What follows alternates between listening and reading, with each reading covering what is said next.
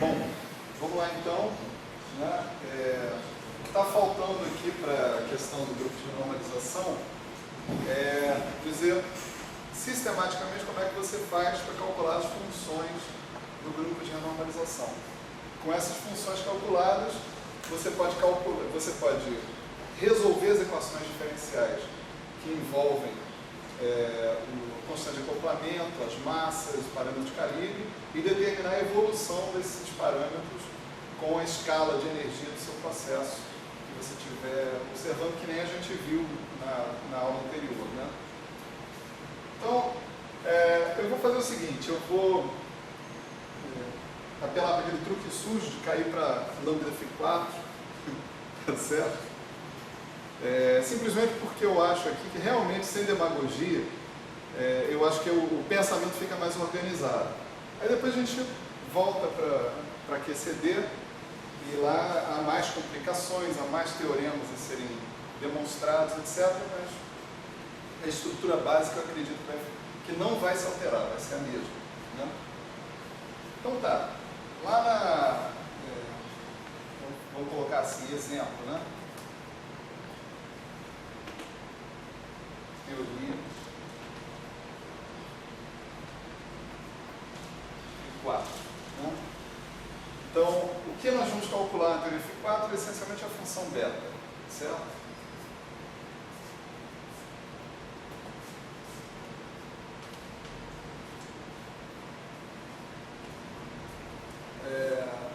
Bom, o que é a função beta? Vamos relembrar, né? A função beta ela é definida, né?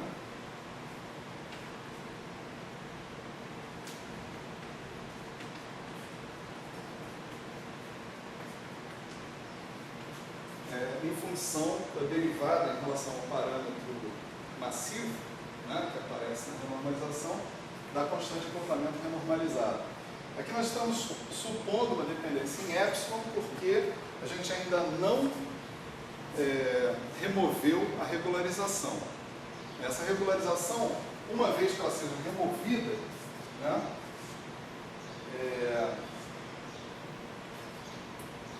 define a função beta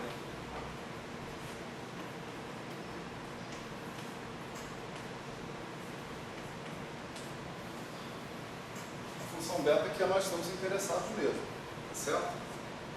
Essa função beta é o objeto que a gente obtém depois que a gente mandou a regularização para zero, tá certo? Então, é esse objeto aqui que nos interessa, no princípio, que ela vai determinar a evolução da constante de acoplamento renormalizada com a massa, né, com a escala de massa, ou com a escala de energia, dependendo de qual versão do grupo de normalização você está considerando. Né? Beleza. A relação entre a constante de acoplamento renormalizada e μ, né, ela está expressa, em princípio, dentro de uma coisa como essa aqui. O lambda renormalizado é uma certa constante de renormalização, a menos 1, μ elevado a menos epsilon, lambda beta, certo? O μ elevado a menos epsilon vezes o lambda beta está aí para tirar a dimensão de massa que o lambda adquire na regularização dimensional. A gente está pressupondo que a gente está trabalhando com regularização dimensional aqui. Né? Z lambda menos 1 é claro que é uma convenção, né? Por que é Z lambda menos 1 e não Z lambda? Né? Depende do que você define como Z lambda aqui. Né? Mas é uma convenção conveniente, né, para nós, para as equações que a gente vai querer utilizar. E a dependência em μ está aqui em dois lugares. Ela pode estar dentro da constante de renormalização e ela pode estar explícita aqui na escala de massa que você colocou. Tá certo? Então, se você fizer essa coisa que está aparecendo aqui, né, o que vai acontecer? Né?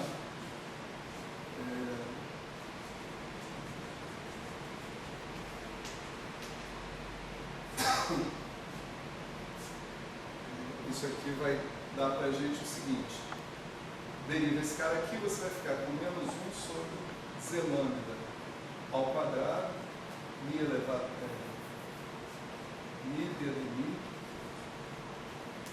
de Z lambda, né? Vezes mi elevado a menos epsilon, lambda nu, mais Z lambda menos 1,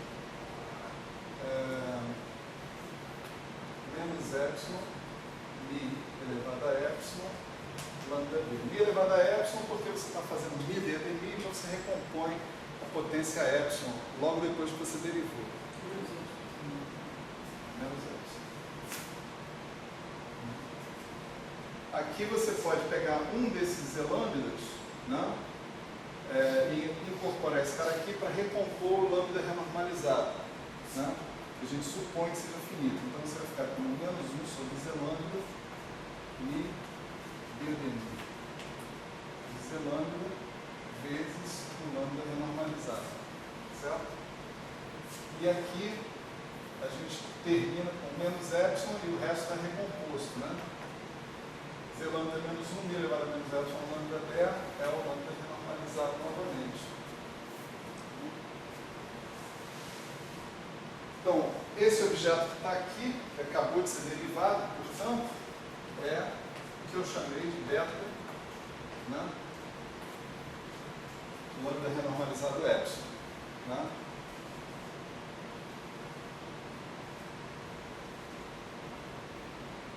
Ok.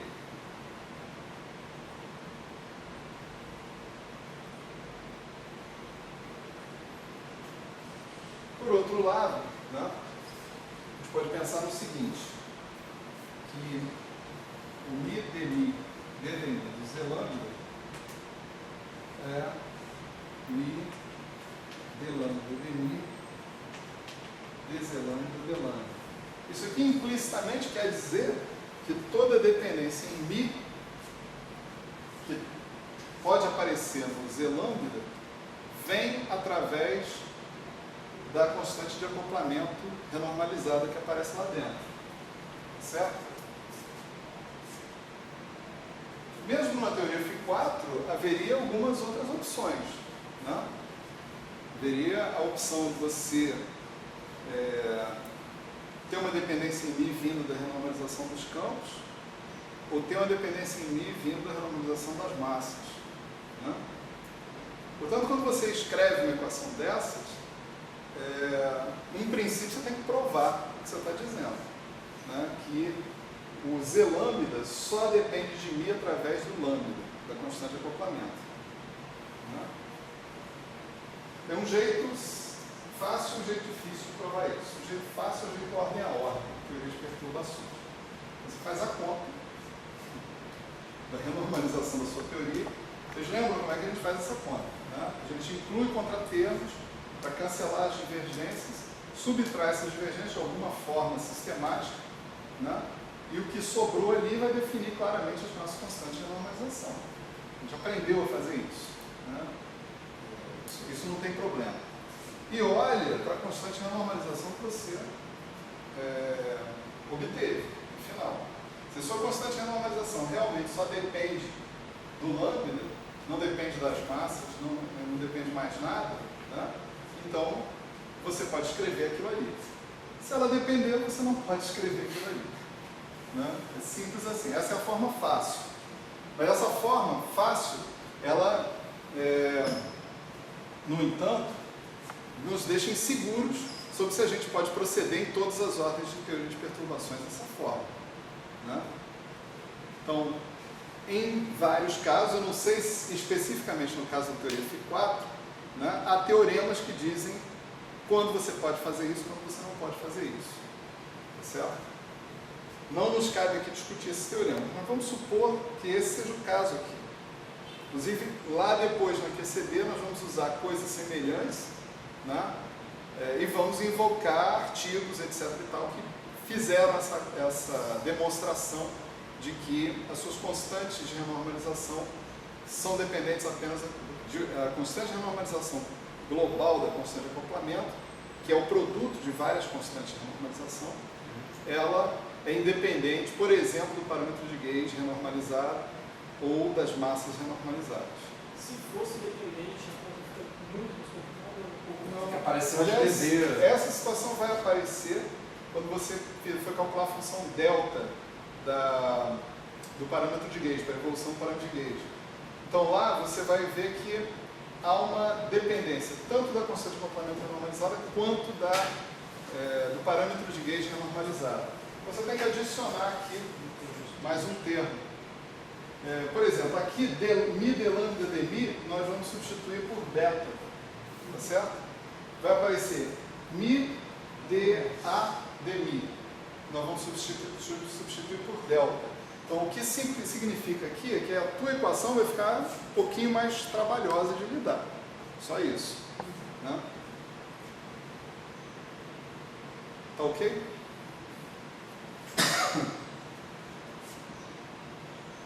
Então tá.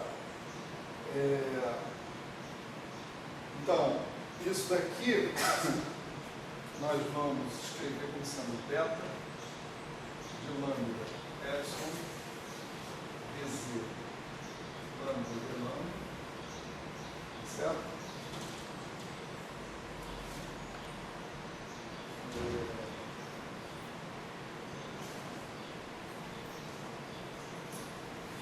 E aí, voltando a essa equação que a gente tem aqui em cima, certo? Mas olhando ela daqui para lá, ó, beta é igual a isso mais isso, né? Então, isso aqui é o que está escrito aqui embaixo, nós vamos substituir o que a gente colocou aqui. Então, a nossa equação vai ficar o seguinte, ela vai ficar beta de lambda epsilon é igual a menos lambda beta de lambda epsilon dz lambda de lambda menos epsilon lambda, certo? E aqui tem 1 sobre z lambda, né? Tem 1 sobre z lambda nesse cara, eu vou multiplicar a minha equação toda por z lambda, tá? E ela sai desse denominador, né? A equação final, portanto, ela vai ser isso aqui, né? Só organizando a coisa diferente. Z lambda mais lambda beta de lambda epsilon dz lambda. Deixa eu escrever do jeito que eu escrevi aqui, para depois eu não ter problema. Epsilon lambda z lambda mais beta de lambda epsilon lambda dz lambda d lambda, isso tudo é igual a zero. Essa é a equação básica, né, que a gente vai chegar, né, para tentar descobrir quem é a função beta. Ok? O pressuposto aqui por trás dessa equação vai ser o seguinte, né? Z lambda é um objeto que é singular em epsilon.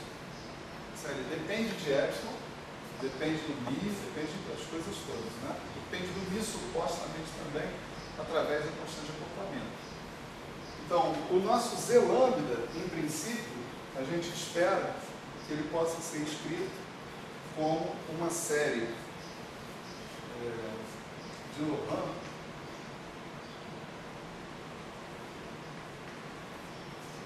em 1 sobre epsilon, em 1 sobre as potências de epsilon, certo?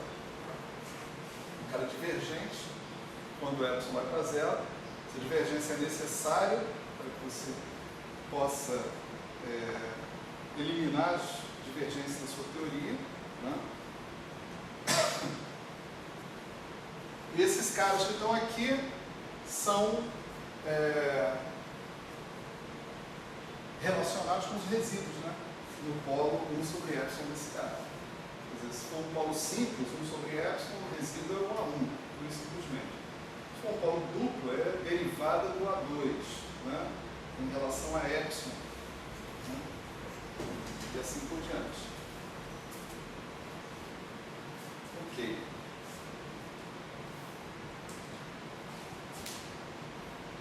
Então, pegando esse cara aqui e substituindo ali naquela relação, né, a gente vai ter isso aqui. O nosso beta, o lambda epsilon, vezes 1 mais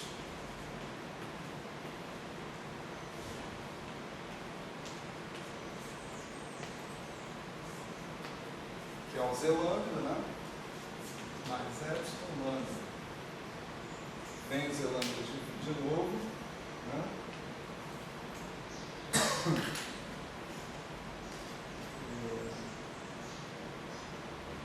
Deixa eu já colocar epsilon lambda vezes z lambda, vai ter um epsilon lambda vezes 1, que é o da epsilon lambda, e epsilon lambda vezes esse cara aqui, que vai dar epsilon lambda mais lambda somatório igual a infinito de ani de lambda sobre epsilon elevado a n menos 1, certo? E o último termo, né, ele vai ficar lambda beta de lambda epsilon, né, somatório de I igual a 1 até infinito, que eu vou chamar de anilinha de lambda sobre epsilon elevado a n. Esse anilinha é a derivada, né, do ani de lambda, certo? Tem o termo 1 que não contribui, né? Então d, z lambda, d lambda está aparecendo ali. Isso tudo igual a zero. Então, o Pokorski, né, ele chega e fala para você assim: bom, agora é muito fácil, você supõe que o beta seja uma função regular, tá certo? Ele escreve, inclusive, não só fala, ele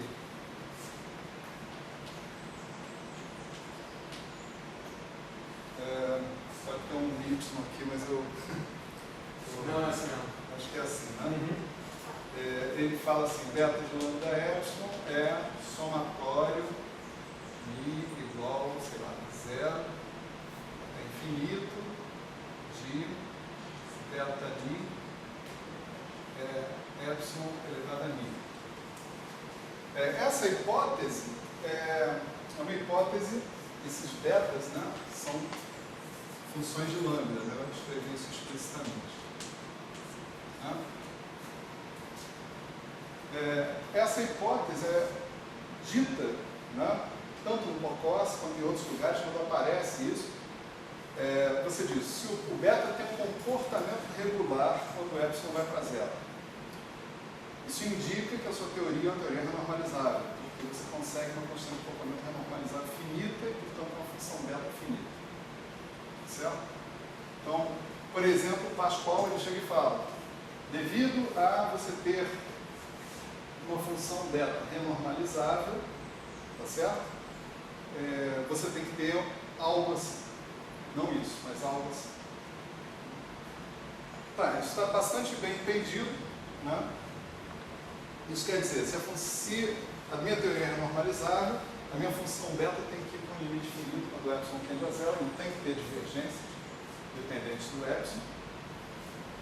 Só que, conforme a gente já especulou, né, em outros momentos, aqui os assistentes dessa aula não terão acesso, tá certo? Essa fórmula colocada nu e cru, né, na discussão, provoca grande celeuma, né? Quer dizer, qual é a ideia? Agora a ideia é usar essa condição que está aqui, igualar os coeficientes de cada polo, tá certo? Igualar os coeficientes de cada polo a zero, para que a igualdade seja obedecida. Quer dizer, isso tudo aqui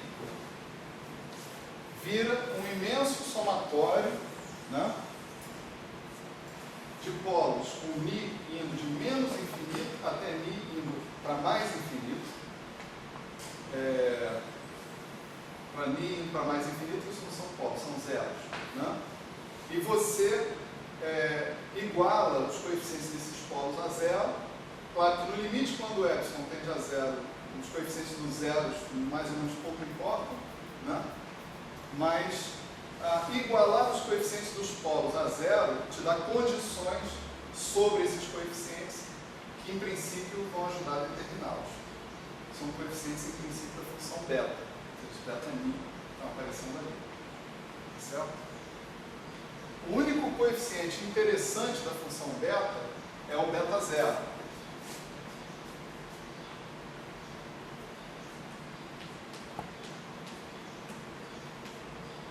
Certo? Todos os outros caras que, por acaso, sejam coeficientes na expansão em epsilon, são irrelevantes, em princípio. Né? Eles não vão ser utilizados na evolução da minha constante de acoplamento, com a energia. Porque a função que é utilizada para isso é o beta de lambda, né? Que é o limite quando esse cara tende a zero. Tá certo? Então, realmente, o único que te interessa do ponto de vista físico é o beta zero. No entanto, essa é a possibilidade matemática mais geral. É que você tenha o beta como uma série de potências, né? Como uma série de potências em epsilon. Certo?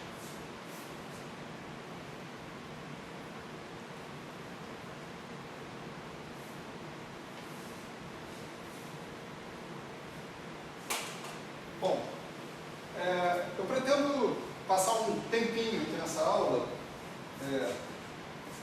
discutindo essa situação, pelo menos uma situação um pouquinho mais geral, não tão geral quanto isso, mas uma situação onde o beta seja beta 0 mais beta 1 epsilon mais beta 2 epsilon 2. Tá certo? E eu tenho um argumento, talvez, para dizer por que isso não é desejável. Né? Mas vou submeter esse argumento ao senso crítico de vocês. Certo? Por agora, nós vamos fazer uma hipótese. Certo? A hipótese é a seguinte.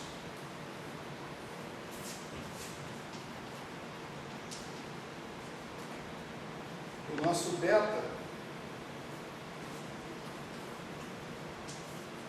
ele é beta 0 de lambda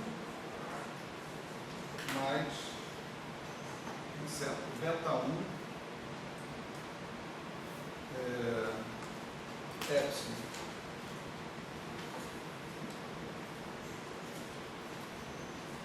Certo? E vamos procurar determinar quem é o beta 0 e quem é o beta 1. Vocês vão cortar essa série de potências toda aí no primeiro tempo. Certo? Nós vamos ver que dá certo. Aí nós vamos colocar um termo a mais, um beta 2, epsilon 2, e vamos ver se dá errado. Tá certo? Essa é a hipótese que o Pascal faz, né? Essa é a hipótese que todo mundo faz. Na verdade, o Pascal diz assim: se a teoria é renormalizável, a função beta tem que ser assim. Por que essa frase? Essa frase diz: porque a função beta tem um limite regular quando o epsilon vai para zero. Ela não poderia ser assim. Mas se fizer daquele jeito, dá merda. Tá. Se for, tem que ser assim. Por quê? Porque eu tentei dos outros jeitos e vi que estava. Mas as pessoas deviam ter. As pessoas deviam ter a sinceridade de dizer: por isso. Poderia ser, poderia ter, mas também poderia, mas não pode. Porque eu tentei e não deu. Olha só. A visão profunda não está certo, não adianta. Não, até agora as coisas estão claras. Né? Por quê? Porque jogou a parte obscura dele. Não, porque dúvidas ainda. Né? Quer dizer, aqui a gente teve uma hipótese, né, para chegar aqui. Né? nessa linha aqui. Que é a Né? expansibilidade do Z lambda? É que o Z lambda só dependia de μ através do lambda. Tá. Tá certo? Essa hipótese foi questionada e foi dito, olha, isso aqui está sendo dito, mas não está sendo provado. Tá certo? Essa é a única coisa que está nesse argumento nesse momento que ainda não foi provada. Não, tem uma coisa que eu não sei, mas por que você não admite que possa ter polos um epsilon sobre 2, sobre epsilon quadrado, por exemplo? Não que isso seja relevante. Aonde? Por exemplo, Z lambda fosse uma soma n igual a mais do que 1. Ah, não, falei besteira. Mas tem, A gente vai ver isso quadrado, tem epsilon cubo, tem epsilon Agora que eu vi tem todo mundo. não tem o menos. E quando não tem polo é 1. Tá certo? Quando não tem polo é 1. Essas constantes são infinitas mesmo. Né? Esse aqui é o lance. Beleza. Então, a nossa equação é aquela que está ali. E agora vamos utilizar a hipótese que a gente fez. A hipótese é que essa série que está aqui termina no primeiro termo. Certo? Então, se eu colocar beta zero, eu não vou ficar colocando a dependência em lambda eternamente. Eu vou colocar pela última vez aqui, só para a gente lembrar. Depois eu vou usar beta 0, beta 1. Mas lembre-se que eles não são constantes. Assim, eles são coisas que dependem de lambda. Né? Então, a gente vai ter o seguinte. A gente vai ter beta 0 mais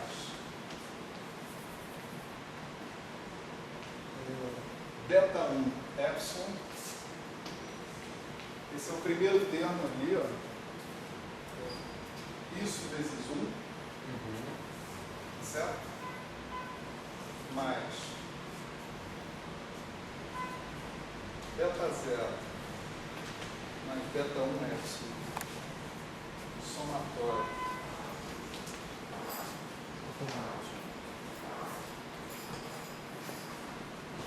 Mi sobre epsilon li, né?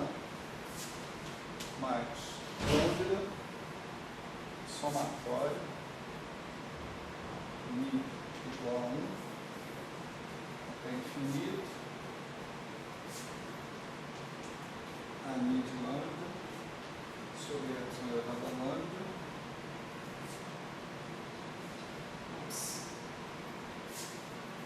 Eu estou tirando a dependência em lambda, então sejamos consistentes.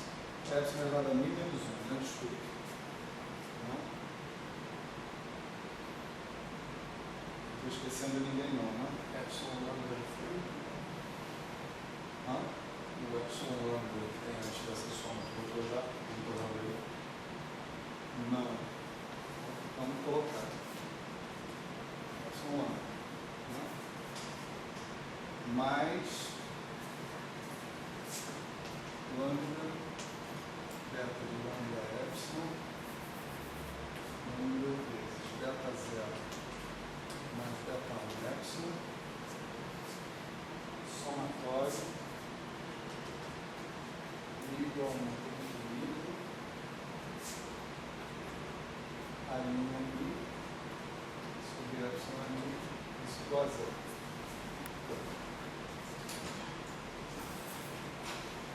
Certo. Ok. Bom, agora a ideia é você procurar os coeficientes dos termos proporcionais às diversas potências que você tem ali. Tá certo? A maior potência de epsilon que você pode ter aí é epsilon. Né? Epsilon elevado a 1. Concorda? Né? Desses caras aqui vem 1 sobre epsilon, desses caras aqui vem também 1 sobre epsilon elevado a 0, que tem o produto desses dois aqui. Aqui tem 1 sobre epsilon elevado a 0, os outros têm 1 sobre epsilon. Mas tem alguns termos que são proporcionais a epsilon. Tá certo?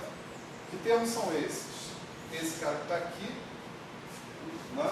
E o epsilon lambda só. e esse cara que está aqui. Né? Então, a proporcionalidade em relação a epsilon implica que beta 1 tem que ser igual a menos lambda. Isso é a ordem epsilon elevado a zero. Certo?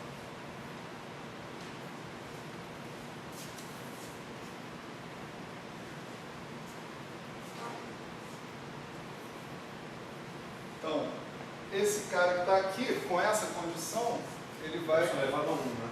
cancelar esse cara. Só para... Epsilon elevado a 1.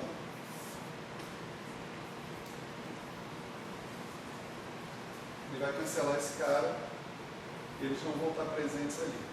Então, eu já vou substituir diretamente, ali dentro daquela equação, beta 1 por menos lambda. Tá certo? Foi o que a gente encontrou na ordem epsilon elevado a 1. Agora vamos analisar a ordem epsilon elevado a zero. Certo? Então, aqui, né, tem que botar um menos lambda. E aqui, tem que botar um menos lambda. Certo?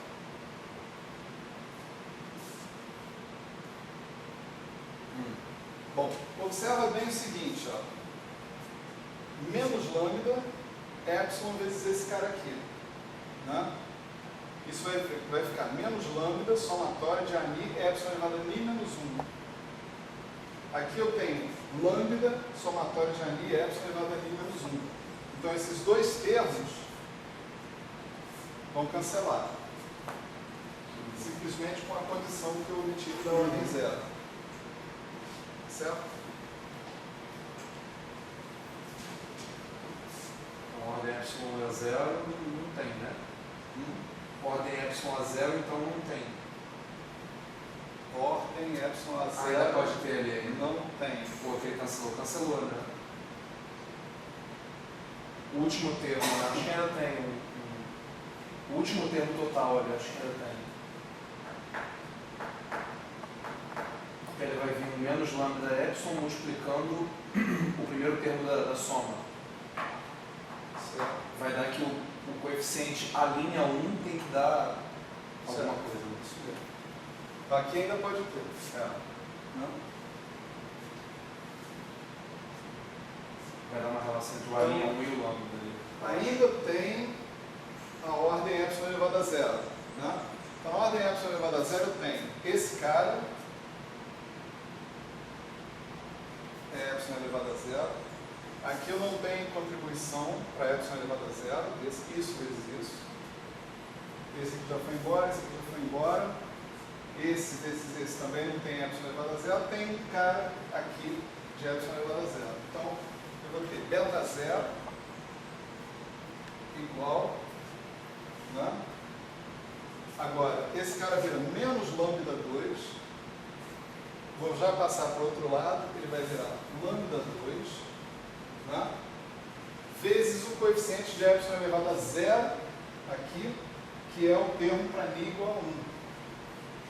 Está claro? Aqui fica, o epsilon aqui vai ficar epsilon elevado a ni menos 1. Quando ni for igual a 1, isso dá epsilon elevado a zero. E ni igual a 1 é uma linha 1. Né? Então isso aqui, delta zero é lambda 2, a linha 1, que eu vou escrever por extenso, d de lambda igual a 1. Isso aqui, portanto, é a minha função beta. O beta zero é a minha função beta.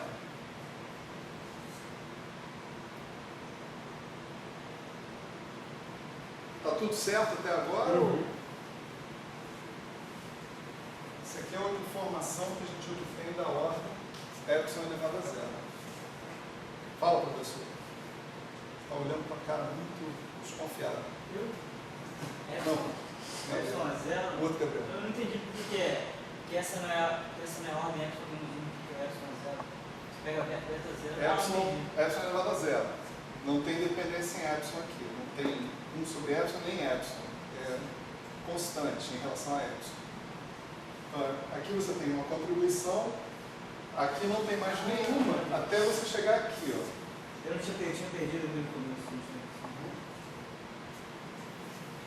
Então, os termos de ordem epsilon elevado a zero, né, te definem quem é a função beta que você vai obter depois. A função beta é o limite disso daqui quando epsilon tende a zero. Então isso aí é o beta zero. Tá certo?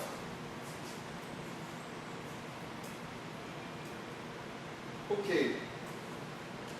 Agora vamos, didaticamente, né, fazer a ordem epsilon elevado a menos 1. Tá certo? E depois a gente faz para uma ordem epsilon genérica.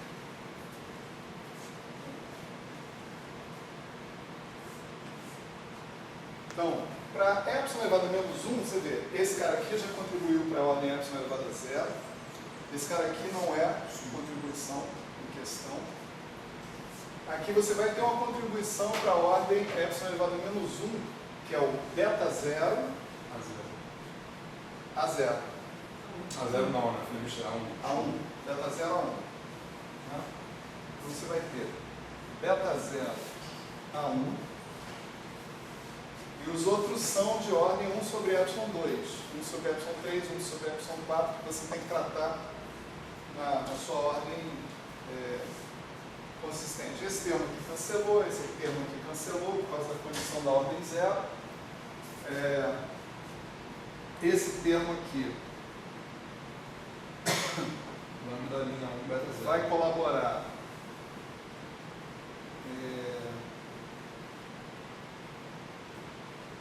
Você vai ter mais lambda beta 0 da linha 1.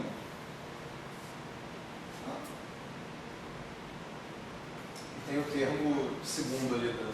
Tem menos lambda 2 A linha 2. a linha 2 igual a 0. Certo? Então essa equação aqui, ela te deixa o seguinte: lambda 2 d de lambda do A2 é igual beta 0, já vou substituir por beta de lambda, pela função beta completa, certo? Isso vai ficar beta de lambda em evidência, né, vezes d de lambda a 1. d de lambda 1 dá A1 mais lambda A1 linha. Tá certo?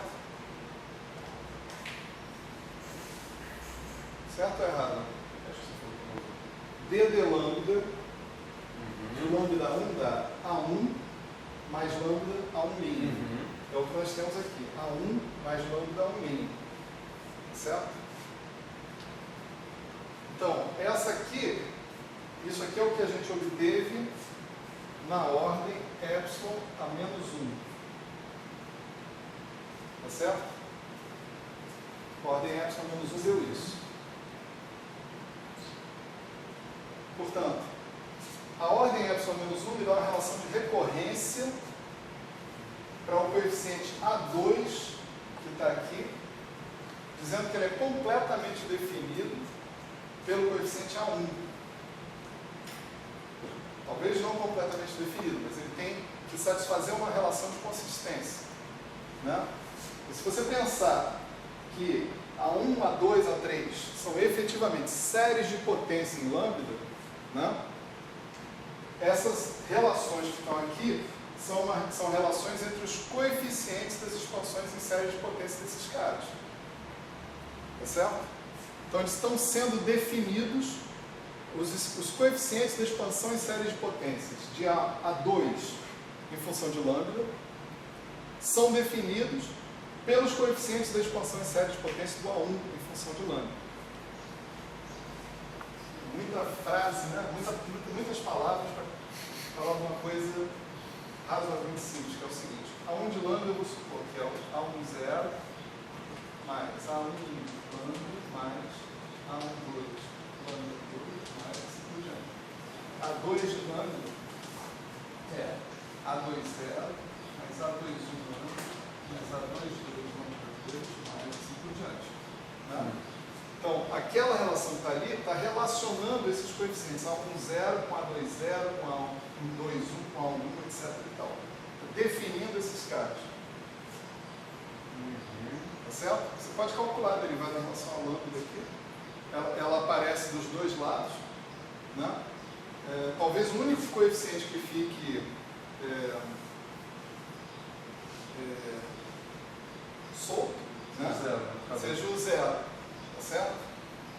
Mas o coeficiente zero, né, realmente não existe, porque a expansão em série de potências do Z já começa numa ordem lambda elevada a alguma coisa, lambda elevada ao quadrado, tipicamente.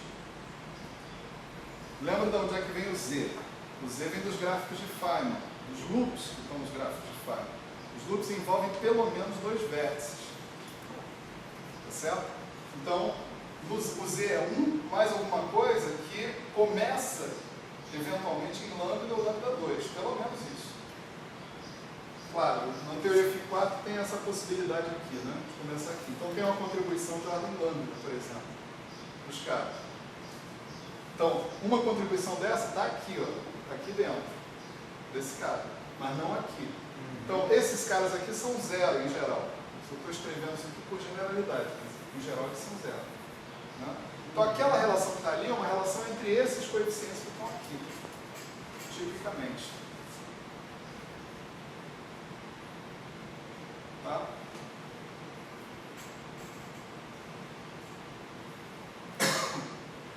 Bom,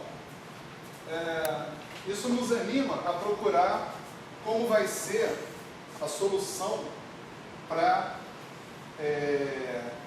um Ni genérico, ordem epsilon elevado a menos Ni, tá certo? Então vamos ler aqui diretamente essa condição, né? A contribuição que você vai ter nessa potência epsilon elevado a menos Ni vai vir daqui, beta 0 a Ni, tá certo?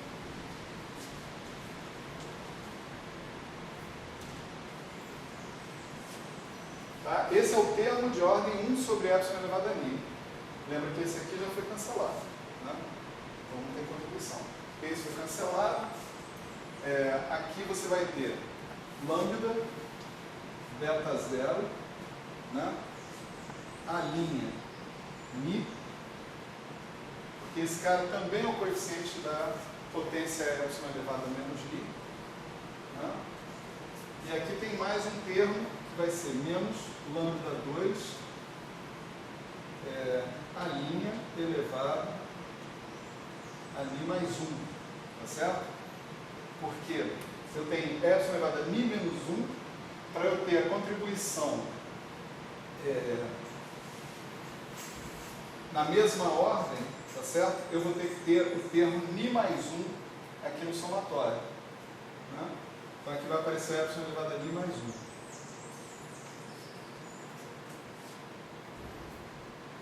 É bem fácil quando a gente consegue ter alguma tranquilidade. Bom, aí você pode escrever isso aqui assim, d lambda do Ani mais 1, que é esse termo aqui, eu passei para o outro lado, né? Novamente, beta 0 é um beta, função beta completa, você bota em evidência, você tem Ani mais lambda linha ali, é a mesma coisa, d lambda de lambda linha, lambda ali.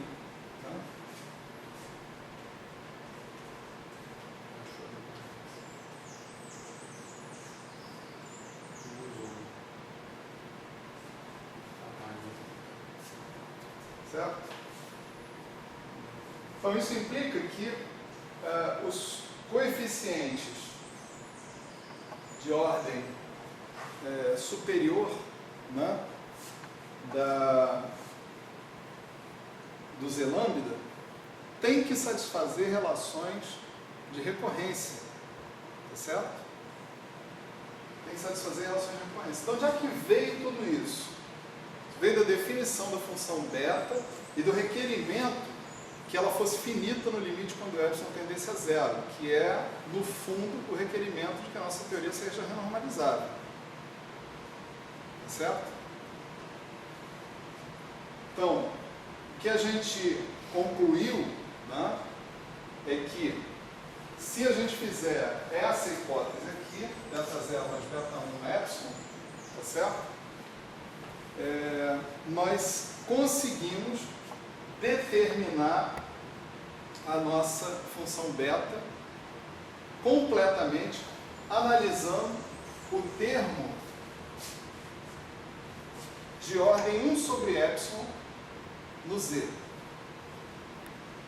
pega o Z lambda, analisa o termo, o coeficiente do termo de ordem 1 sobre epsilon vai te dar a tua função beta. Que é o resíduo. Não é exatamente o resíduo, porque tem que calcular uma derivada, né, ainda.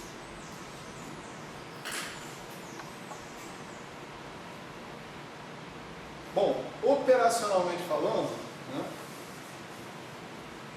queria que ficasse bem claro para todo mundo como é que se calcula a função beta, então, agora. Tá certo? Como é que você calcula? Você tem que calcular a constante de renormalização de carga. Né? Constante de renormalização de carga, né, ela é o produto de algumas constantes de renormalização. No caso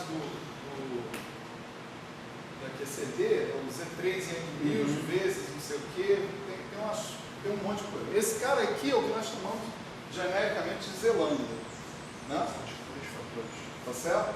Então, você tendo essa constante de renormalização, depois que você calculou, exibiu ela na sua frente, a tua função beta vai ser o que vem multiplicando o termo 1 sobre epsilon. Tá certo? É o A1 da nossa expansão que está ali. Tá certo? Não só o A1, né? Então, lambda 2 é lambda antes. Então, é assim, você tendo renormalizado a sua teoria, né, tendo feito a renormalização da sua teoria, você está com a função beta na sua mão instantaneamente. Não tem grandes sacrifícios para calcular a função beta, não. Tem coisas além para fazer. Está na mão. Né?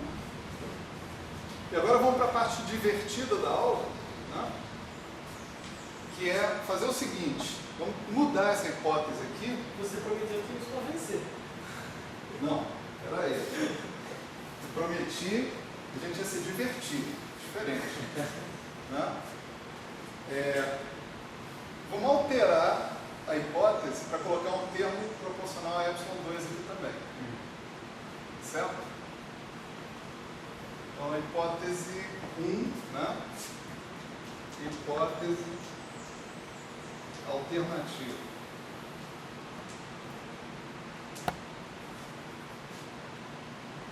Delta de lambda epsilon igual beta 0 mais beta 1 epsilon mais beta 2 epsilon 2. Eu vou dizer para vocês o que eu acho que vai dar. Tá? Aí vocês me dizem se vocês acham que vale a pena a gente fazer a conta ou não. Eu não fiz a conta. Não deu tempo. Mas o que eu acho que vai dar é o seguinte. Vai ser impossível. Olha o que aconteceu aqui. O que aconteceu aqui é que os dois coeficientes relevantes da função beta foram completamente determinados. Né? A nossa hipótese é beta 0 mais beta 1 epsilon. Então, beta 1 foi determinado, aí usamos o beta 1 que a gente determinou para determinar o beta 0. Função beta completamente determinada, não só função beta, mas função beta na sua dependência em epsilon. Certo? Ela é completamente determinada dentro dessa hipótese. A minha hipótese 2, que está ali, na minha opinião, vai conduzir ao seguinte: vai conduzir a relações que vão impedir que você determine o beta 0, o beta 1 e o beta 2 autonomamente. Você vai ter relações entre beta 0, beta 1 e beta 2. Isso é muito ruim, Porque, em princípio, cada ordem da função beta deveria ser independente. Isso aqui é uma expansão em Taylor, em epsilon, quando epsilon tende a zero. Deveria imaginar numa função autônoma que os coeficientes da ordem 0 não tivessem nada a ver com os coeficientes da ordem 1, que não tivessem nada a ver com os coeficientes da ordem 2, e assim por diante. Né? E isso é o que acontece. Uma expansão em Taylor é como se fosse você expandir uma função numa base de funções independentes, que é potências. Né? O que você está dizendo ali é que você está restringindo o teu espaço de funções a um subconjunto, onde os coeficientes de uma ordem são determinados em função das ordens anteriores ou posteriores, etc. E tal. Tem vínculos. No fundo, é isso que você faz, por exemplo, quando você vai resolver uma equação diferencial geométrica de Fourier, por exemplo, você escreve uma função e você vai determinar cada coeficiente daquela série. Mas aí eu tenho a minha função satisfazendo uma equação. A equação diferencial é uma equação de vínculo entre esses caras. Aqui eu consegui uma equação de vínculo entre os coeficientes do Z-lambda. Tá certo? Eu também consegui equações de vínculo com a mesma coisa. Né? Com a mesma coisa, eu também consegui equações de vínculo entre os coeficientes da função beta e me parece demais. Eu não tenho equações de vínculo suficientes para vincular tanta gente. É isso que essa é a minha tese. Não está demonstrado, naturalmente. Né?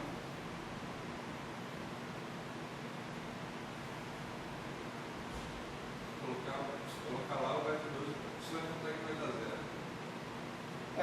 Vamos fazer a conta juntos aqui. Né? Só tem uma coisa antes de você começar aqui. A coisa que você reclamou da última vez que a gente se reuniu foi exatamente nesse ponto. Então, pensa bem. Não, olha Se só. vale a pena botar agora. Agora eu não vou até epsilon elevado a infinito. Né? Não, agora eu vou até acho epsilon 2. E aí a ideia é a gente ver o que está acontecendo. Né? Vamos lá. Gabriel tem razão quando ele diz que não há, em princípio, grande escândalo, né, nos coeficientes obedecerem relações entre si. Mas eu acho que tem algum escândalo, que é o que você tem o mesmo vínculo não vai permitir que você separe, que você estabeleça vínculo sobre o Z-lambda e estabeleça vínculo sobre o beta. Em última análise, é o seguinte: suponha que esses vínculos sobre o Z-lambda, que estão escritos aqui, sejam verdadeiros. Se esses vínculos sobre o Z-lambda forem verdadeiros, provavelmente eu não vou ter possibilidade de satisfazer os vínculos sobre a beta. Como é que eu vou saber se eles são verdadeiros? Fazendo a conta, né? Calculando o Z-lambda explicitamente, fazendo a conta. Então eu tenho como decidir essa questão. Mas essa decisão é feia, ela não é uma decisão bonita esteticamente, como a gente gosta na física teórica. Né? Ela faz a conta, vê que não dá certo. Mas sabe qual é o problema? Se você botar um termo de ordem epsilon 2, agora eu estou aqui pensando, aquele primeiro termo que está multiplicando 1 vai sair um epsilon ao quadrado. O segundo termo não vai ser um epsilon ao quadrado. O próximo termo não vai ser epsilon ao quadrado, nem o próximo, nem o próximo, nem o próximo, nem o próximo. Então o beta 2 vai ser zero. Vamos ver. Epsilon ao quadrado? Em princípio não vai. Mas por que não tem ni igual a zero? Não tem como ser epsilon ao quadrado. Tá bom, cara, vamos ver se funciona. Como você está dizendo que vai ser igual a zero? Se eu não estou vendo. Então tá bom. Se eu não estou vendo, eu não acredito. Tá certo. Eu quero saber. Pode falar à vontade. Tá certo. Vamos botar a parada aqui e vamos ver todo mundo junto. Justo. Esse é qualquer um. Se for isso que você está falando, o problema é resolvido. Tá certo? Aí você vai ver, a solução está ótima. Né? Quando eu coloco lá, eu vejo que eu só posso ter no máximo dependência até epsilon. Aí tá fechou. É isso mesmo. Eu fiquei incomodado por 2 minutos aí com o que ele falou. Não tem problema de realmente não tem problema de ter vindo. Não estou aqui incomodado. Então vamos lá. Bom, isso aqui eu vou apagar, tá certo? Apaga primeiro. A ordem mais alta, pela forma, por só aparecer aquele 1 lá e nenhum outro ter esse tipo de potência aparecendo, eu acho que não tem como. Qualquer ordem maior, se você igualar a zero, tem que... Vamos lá, tenho certeza. Igualzinho que a gente fez antes. Vamos lá. Isso. A única chance de dar problema é se naquele termo que tem epsilon elevado a μ menos 1 tivesse uma beta multiplicando ali, né? Isso significa que para a gente ter resolvido o nosso problema na vez passada, não bastaria a gente ter colocado a soma até um meio, uma minúsculo qualquer e tomado o erro limite. Não, mas tem que ver se na QCD a equação de vínculo é igual, né? Na QCD eu não sei se a equação de vínculo é igual. Ah, verdade. Não faço nem ideia, não lembro. Ops, errado. Já esse é o termo beta de lambda epsilon vezes 1, né? Mais o beta de lambda epsilon é beta 0 mais beta 1 epsilon mais beta 2 epsilon 2 vezes somatório de ani sobre epsilon elevado a μ Mais epsilon lambda, mais epsilon lambda mais lambda, somatório, a somatório μ dividido por epsilon a μ menos 1. igual a infinito a μ sobre epsilon μ menos 1. Mais lambda. Peraí, onde vem esse termo? Esse termo estava lá, né? Tá. Mais lambda. Aí Agora volta vem beta. Beta todo, que é beta 0, mais beta 1 epsilon, mais beta 2 epsilon 2. Somatório. Somatório. Já a linha μ. Igual a 1 até infinito. Ele bota primeiro coisa A diferente. linha μ sobre epsilon elevado a μ. Tudo isso igual a 0. Então, da última vez a gente começou termo de ordem mais alta, né? Que era epsilon, não é isso? Agora temos a obrigação de começar a termo de ordem mais alta, que é epsilon 2. Então, aqui tem epsilon 2. Aqui não tem epsilon 2. Né? Porque no mínimo aqui, μ igual a 1. Então, esse cara é de ordem epsilon. Aqui é a ordem epsilon. Aqui é a ordem epsilon elevado a 0. Aqui também não tem epsilon 2. Conclusão, beta 2 igual a 0. O resto da conta é igualzinho. O único ponto fraco desse argumento é você pressupõe que existe um valor máximo para essa. Para poder falar, é infinito, né? Coloca um N maiúsculo lá na soma e depois com um N. Tudo bem. Não, tudo bem. Eu me convenço com essas coisas. Qual o problema? Né? Não, porque se você tiver uma série infinito de uma termos, série né? com epsilon, Série infinita. série infinita, Pegaram o termo de ordem eu não sei maior na se série esse infinita. argumento seria válido. Como é que você pegaria o termo de ordem mais alta nesse caso? Como é que você garantiria? Quando você tem infinitas coisas, quando a série é infinita, ficou meio estranho. Não. Eu tenho como resolver esse problema. Tenho como resolver esse problema. Eu posso dizer o seguinte. Eu posso estabelecer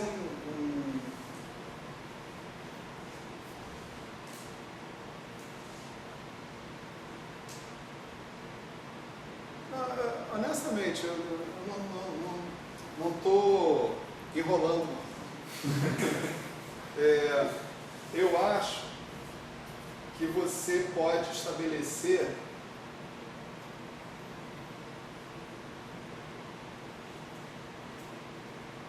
você pode fazer isso com um cutoff, por exemplo. Você faz a soma até n e depois Assim. você faz o limite quando n tende a Tudo bem, infinito. tudo bem. Não, foi o que o Gabriel falou.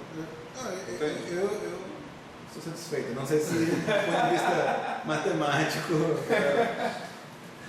Matemática é ali. É ali. Não, matemática É o único ponto que talvez Um ano sem essa droga. um calcanhar de Aquiles. Mas eu estou satisfeito. Você acerta como ajuda. Mas eu não me preocupo com o convergência da série. Talvez específico dele. O lance é regularizar a série, né? É muito gostoso isso, cara. Talvez precisando de um desenho de conveniência uniforme. Eu juro pra vocês que eu sinto que tem uma maneira formal de falar sobre isso. Não é possível. Assim, uma maneira estritamente formal. Entende? Não é possível.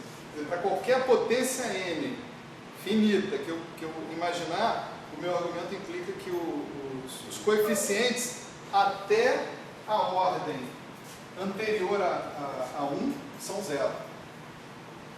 Não, se esse n for finito, sim, eu concordo completamente.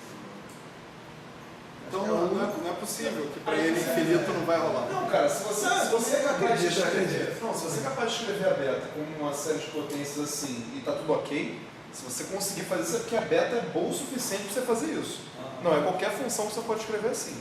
Então a gente reza para que ela seja boa o suficiente também. Aí você usa indução, você é válido para qualquer número de Você tem um raio de convergência que é tão pequeno quanto você quiser. Vai trazer a porra dado o suficiente para te fazer aquilo. Então vai trazer essa pequenininho, não tem problema. Então olha só, aprendemos todos aqui, né, hoje, uma coisa. Primeiro, a hipótese alternativa não funciona, no princípio. Funciona. E sabemos um pouco mais do porquê que ela não funciona. Agora, custava Pascoal dizer isso? Não custava nada. Nem o pacote. Entendeu? Botava lá uma estrelinha. Se você botasse ordens maiores, a ordem mais alta ia dar. É uma linha que ele fala. Você compara a ordem dos caras e acabou. E de fato foi o que nós fizemos. Né? Só que dessa vez com uma organização mental. No ano passado não tinha organização nenhuma. Então dessa vez a gente teve organização. Né? Não sei que aula você está falando, porque essa aula não existiu. Uma aula que eu sonhei. Uma aula que não existiu aí, mas que todo mundo participou em sonho.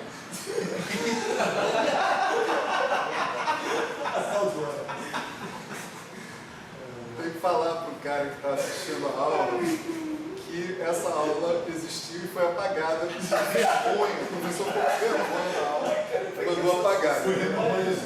Foi tão ruim a aula que vai ter que apagar a aula. Não, a gente absorveu essa aula que nós estamos vivendo. A gente absorveu essa aula nas constantes. Bom, então a brincadeira é essa, tá certo? O que acontece no final então?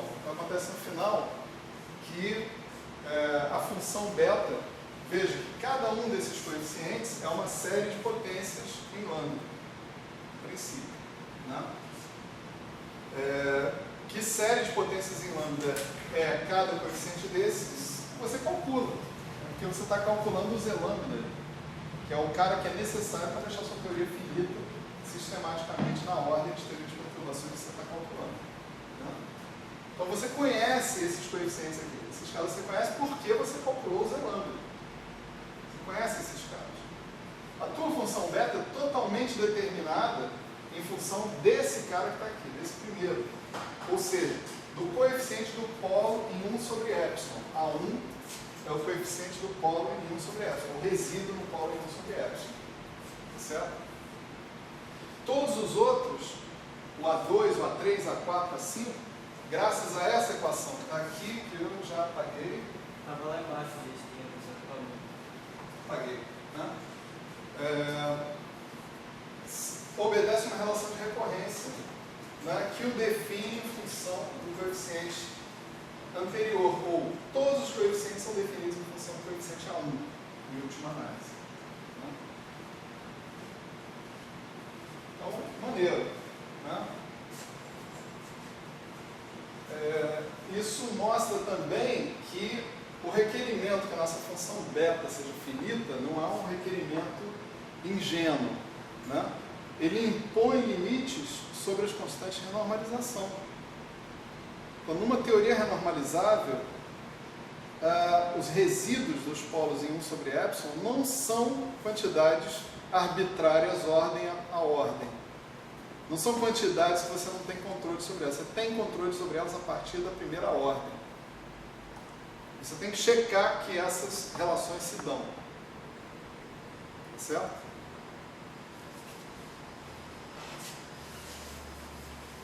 Isso é estranho pra cacete.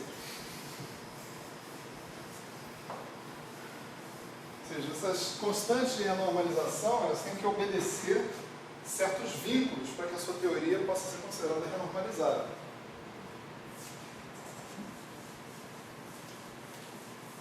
Eu acho que esse é o primeiro momento em que você pode olhar para a renormalização de um ponto de vista, pode-se dizer que não perturbativo. A gente está tomando o A1, A2, A3 como funções de lambda, que em princípio você pode calcular. Eu estou colocando aqui que eles são calculáveis via série de potências, mas se você tiver algum outro jeito de calcular, você calcula. Não interessa o jeito de calcular, eles têm que obedecer a determinado conjunto de vínculos. Então isso está além da teoria de perturbações. Certo?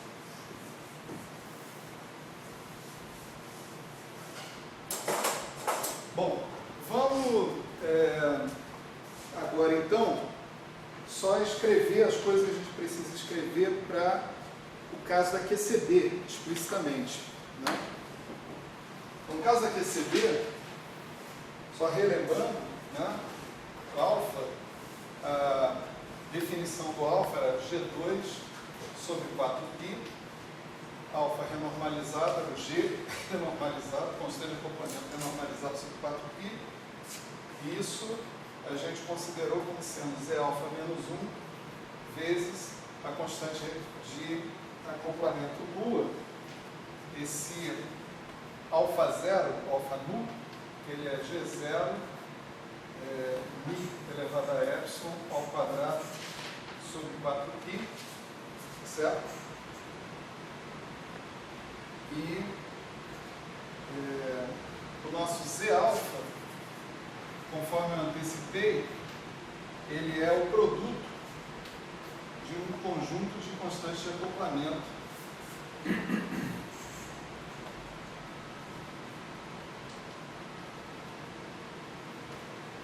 Certo? Que foram anteriormente calculados. Né? Aqui você tem, se não me lembro mal, você tem ghosts, aqui você tem fermions, aqui você tem campos de gauge, né? Constante de normalização de cada um desses termos que estão aparecendo lá. Tudo isso aparece na frente da constante de acoplamento nua, que você define essa constante Z alfa dessa maneira. Né? Então, mais uma vez, a equação lá da função delta, ela é aqui alfa é implicitamente alfa renormalizado, né? Constante de acoplamento renormalizada, né? E essa conta aqui vai dar 2 epsilon alfa menos alfa mi sobre Z alfa vezes alfa mi. Aqui aparece de novo aquela questão, a dependência em mi do Z alfa, né? Se dá apenas através da constante de acoplamento. Como é que você sabe?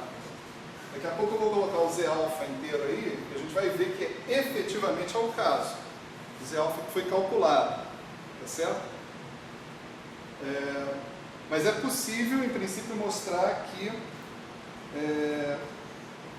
parece ser possível, pelo menos, que essa dependência na constante de acoplamento, na constante de renormalização de acoplamento, é assim, depende apenas de alfa em todas as ordens de teoria de perturbações. Só que isso não está mostrado aqui.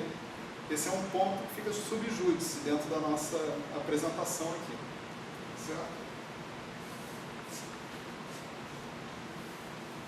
Então, esse cara que está aqui, ele vai se transformar em dz alfa, d alfa, dni, certo? Aí você tem ni d alfa dni, né? Isso vai reproduzir o alfa, beta de alfa epsilon novamente, né?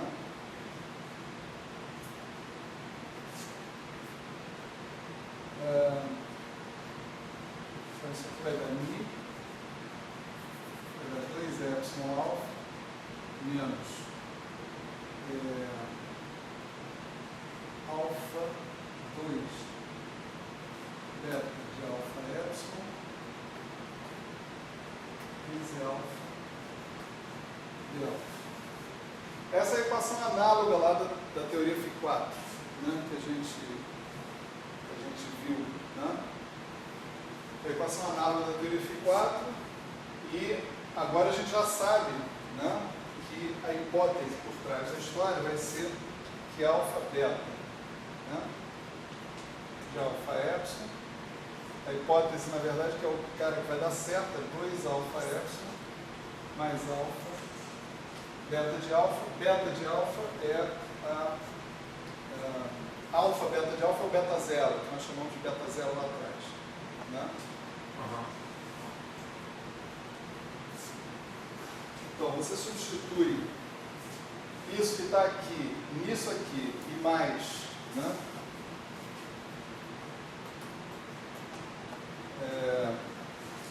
Toma o seu Z alfa como sendo essa expansão em termos de 1 sobre epsilon, também de maneira análoga ao que a gente tinha lá no Φ4, e o resultado vai ser análogo também ao que a gente tinha no Φ4, o beta de alfa vai ser menos 2 alfa vezes alfa 1 de alfa, e a relação de recorrência vai ser 2 alfa vezes alfa n mais 1 de alfa igual a menos beta de alfa e de alfa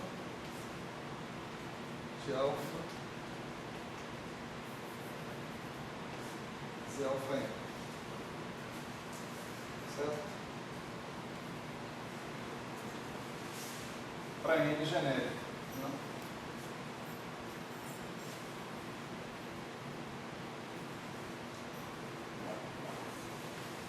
Bom, a boa agora é escrever o Z alfa, né, que foi calculado explicitamente, e identificar a função beta da QCD.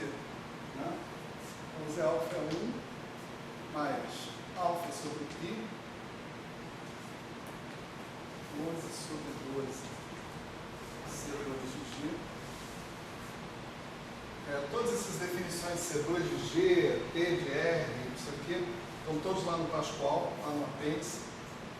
Temos T de R, NF sobre 3, 1 sobre epsilon, mais alfa sobre π ao quadrado, 121 sobre 144. C2 de G menos 11 sobre 18. C2 de G.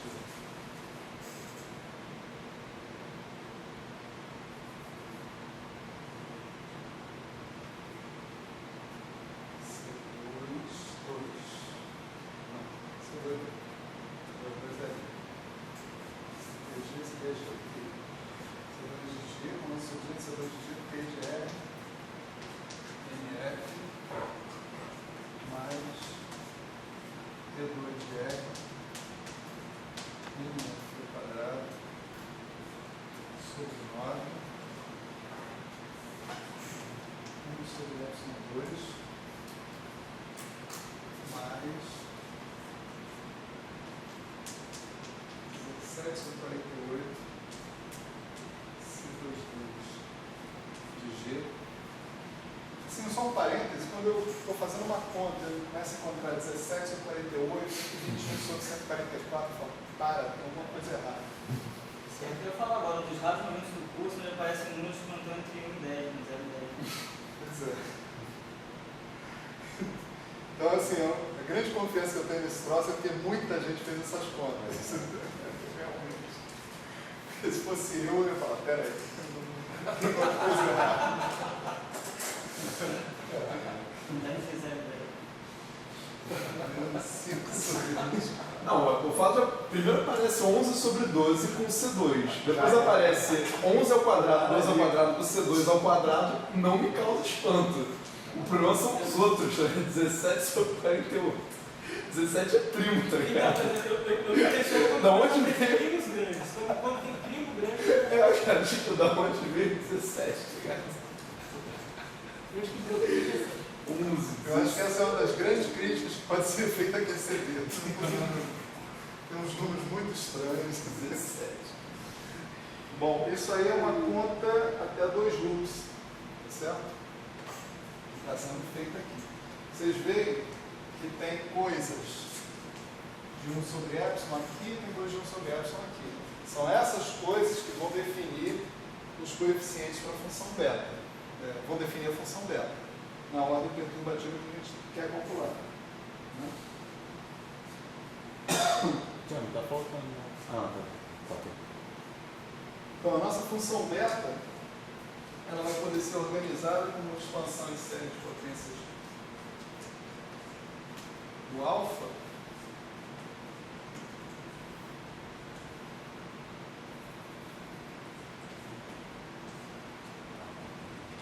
assim por diante, onde o beta 1 vai ser menos 11 sobre 6 C2 de G mais 2/3 T de R NF. Né? E o beta 2 vai ser 1/2 menos 17/6 C2 de G mais 5/3 C2 de G T de R NF mais C2 de R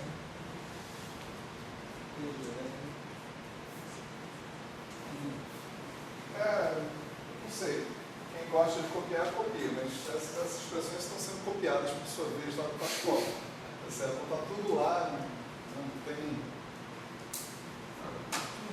Vocês me perguntam se eu fiz a conta, não. Fiz, mas essa conta está quase na cara, né?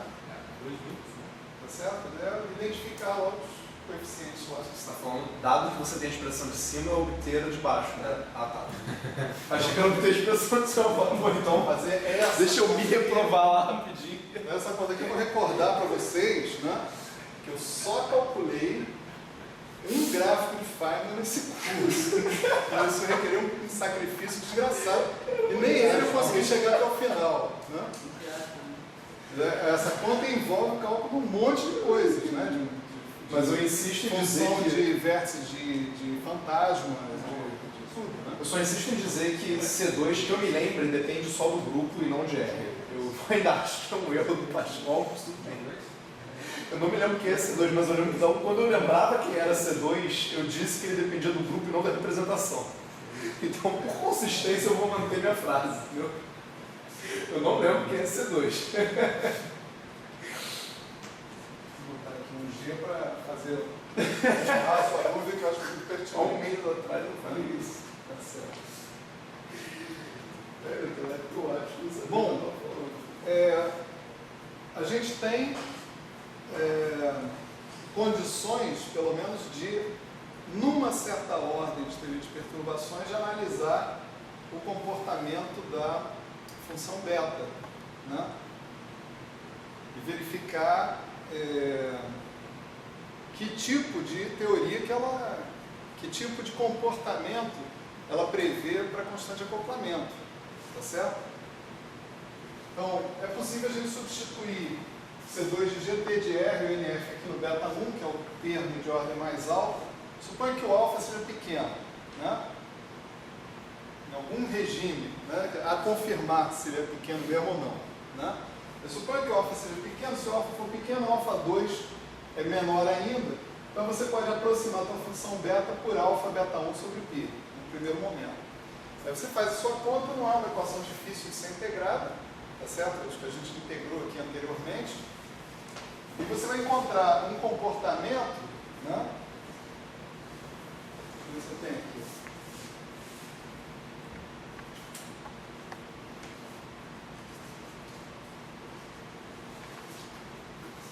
Deixa eu ver aqui, só um minuto.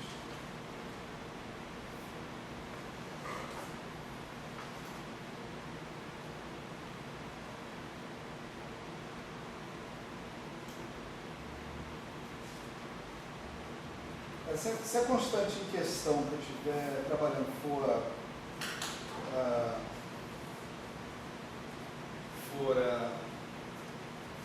o alfa, né? Se for o g, aí eu tenho um comportamento do tipo beta 1 g ao quadrado, que alfa é g ao quadrado. Né? Aí isso cai lá naquela segunda análise, né? Que a expansão da função beta de g vai com um coeficiente vezes g ao quadrado. Mas se eu usar o alfa como parâmetro de expansão, então o meu alfa de t, ele vai ser essencialmente, supondo que o meu ponto fixo que eu estou considerando é sempre zero, g igual a zero, é um ponto fixo, na minha teoria beta de 0 é zero, tá certo? Então, em torno desse ponto fixo zero, né, o g barra de o alfa barra com alfa de t, alfa barra de t, vai ser o alfa constante de acoplamento renormalizada, calculada em algum regime que você tenha feito, vezes exponencial de beta 1t. Certo? Esse beta 1 aqui é aquele beta 1 ali. Né? Então, beta 1 menor que zero vai implicar um comportamento decrescente da constante de acoplamento com o aumento da energia do processo, que eu estou considerando. E você vê que beta 1 menor que zero é uma condição, que você pode colocar aqui. Tá certo? Você pode substituir o C2 de G, o T de R, etc. e tal, pelos números que correspondem, e você vai encontrar uma condição sobre o número de sabores. Então, a QCD é uma teoria que tem liberdade assintótica até um certo número de sabores. Né? Depois desse número de sabores, não tem mais. Ela tem apenas a possibilidade de ter liberdade assintótica. Então, quer dizer, se a gente encontrasse mais variedade de quarks, a gente poderia chegar à conclusão... Até um certo limite, tudo bem. Passou desse limite, a própria teoria de perturbações da QCD tem validade. Você sabe qual é esse limite? Quantas famílias mais tem que achar? Ainda tem bastante espaço. Tem espaço ainda? Acho que eram 11, né? Até eu morrer ninguém acha 11? Tá tranquilo. Poxa, eu estava esperando quem fosse 4. Eram 11 sabores. 11 sabores. Agora, famílias, né? Você tem que agrupar 2 a 2. Então, atualmente a gente está com 6 sabores, 3 famílias. Aí já é mais legal. Então, se você chegar a um sabor, você tem que dobrar o número de famílias. Isso aqui para 6 famílias. Né? Se você achar 6 famílias de quarks, mais 3 famílias de quark que você achar, e cada quark que você achar, instantaneamente, os caras vão dizer, não, tem que ter o outro cara da família. Então, na verdade, são 3 detecções, não são 6. Não, mas a gente tem 3 detecções, tem que achar o dobro do que a gente tem. Não, mas olha, se você detectar mais, se você fizer mais 3 detecções, você vai inferir mais 3. Tem razão, porque a gente detectou primeiro o bottom, aí todo mundo fala, tem que ter o top. Né? E aí finalmente detectaram o top. Então são detecções independentes, tá certo? Você tem razão. Você pode ficar mais aliviado. Se eles vêm pares, se eles vêm pares e você tem um vínculo que é ímpar, né? Já é um... Você pode achar, na verdade, mais 2 famílias. Né? 3 famílias é estranho. Estou com 25, mais uns 50 Então, vão ver. Isso aqui, né, é É a condição básica para você definir se você está sendo consistente em fazer teoria de perturbações com PCB ou não. Tá certo? Se esse cara fosse positivo de alguma maneira, você falava, não, esquece, porque a constante de acoplamento que eu tenho acesso já é grande. Se aumentar a energia, a constante vai aumentar, esquece a teoria de perturbações. Né? Então, talvez o regime que eu devesse buscar fosse um regime de baixíssimas energias nesse caso,